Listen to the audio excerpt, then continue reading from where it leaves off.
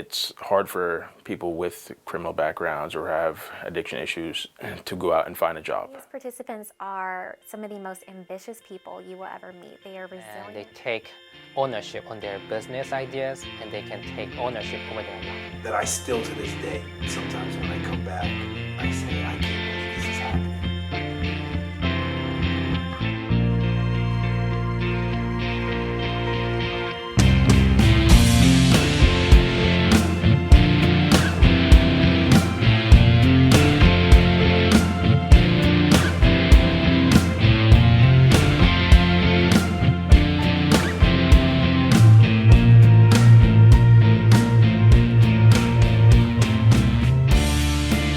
So the idea of PrEP started in 2013 when I joined Penn.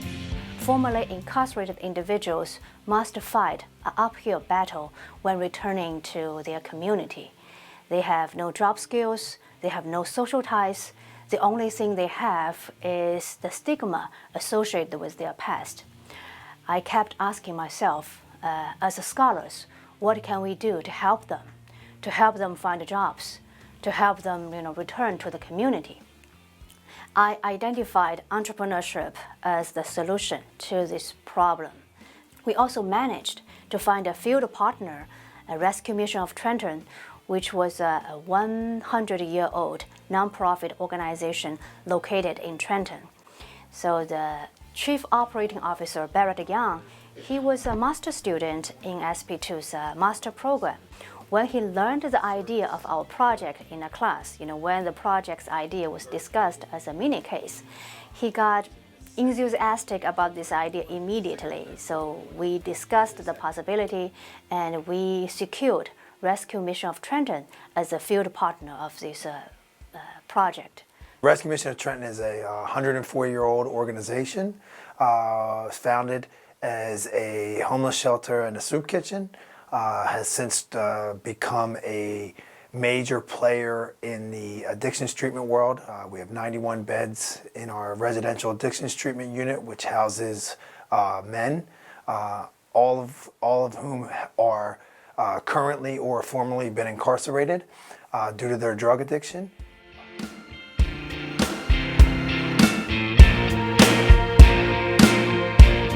The main component of the project is a course.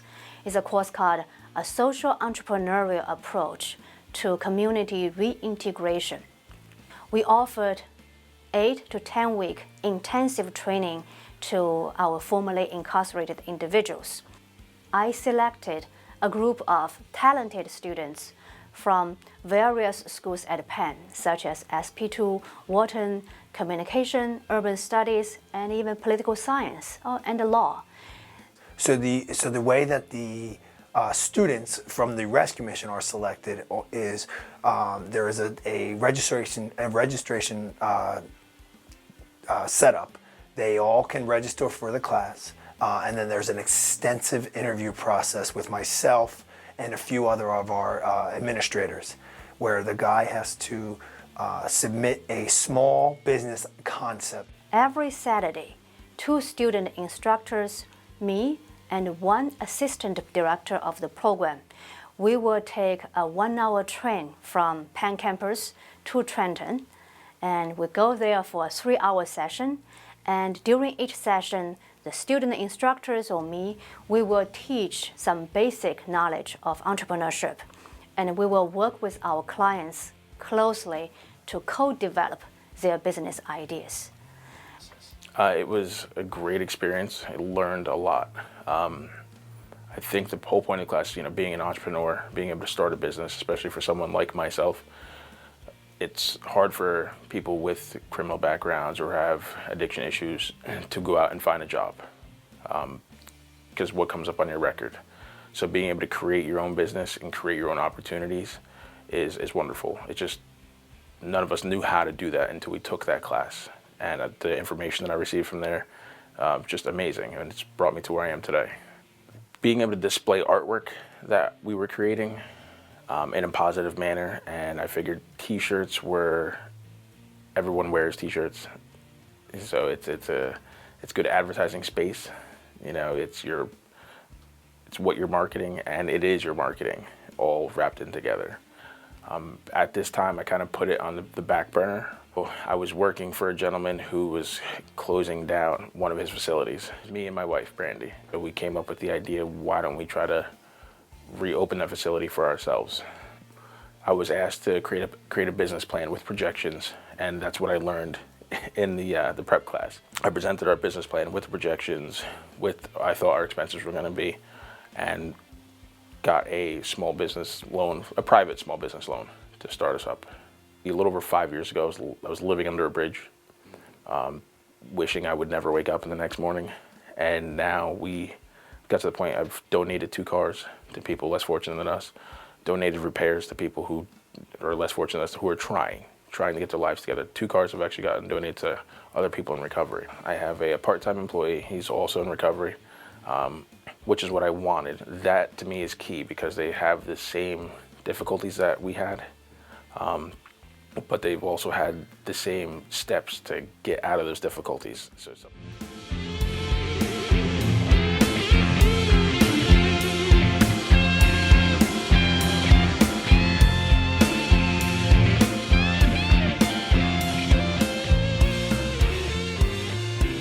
The university's campus can be a powerful resource for the community. Imagine that one person never been to college come to Penn's campus to take a class. I still remember the first class. I looked at the participants in their eyes, which is full of the motivation and passions. They say, why will customers buy my product, my service? Customers will buy my service because I'm giving low price, on-call services.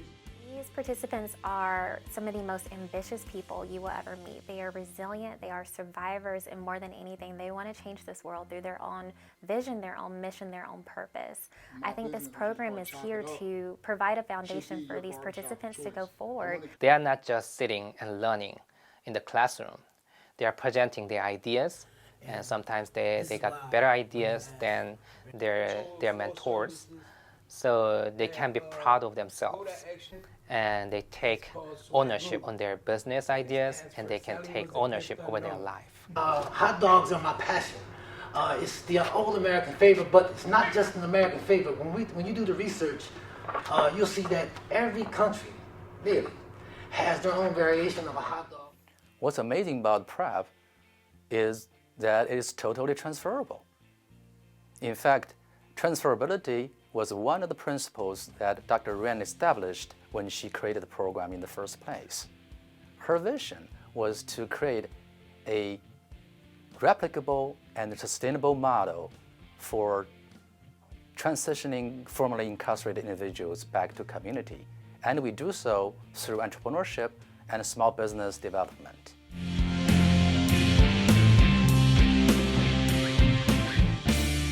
All the aforementioned steps are only stage 1 of prep. So after stage 1, based on the feasibility of the business ideas, a small portion of clients get to be selected into stage 2 of prep.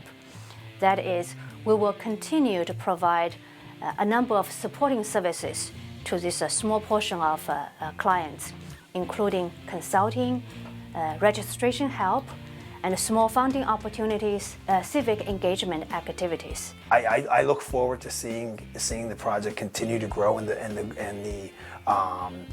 the network of folks that I've been able to connect with through the project and through Penn just continuing to bloom and to blossom and to see where it can go.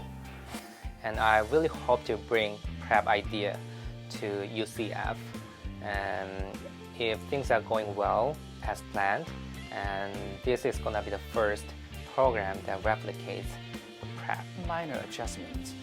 I'm confident that the program, the course, can be replicated and taught in other universities across the country. More broadly, I strongly believe that prep as a program can be replicated by government agencies, CSR program at corporations, and universities in different parts of the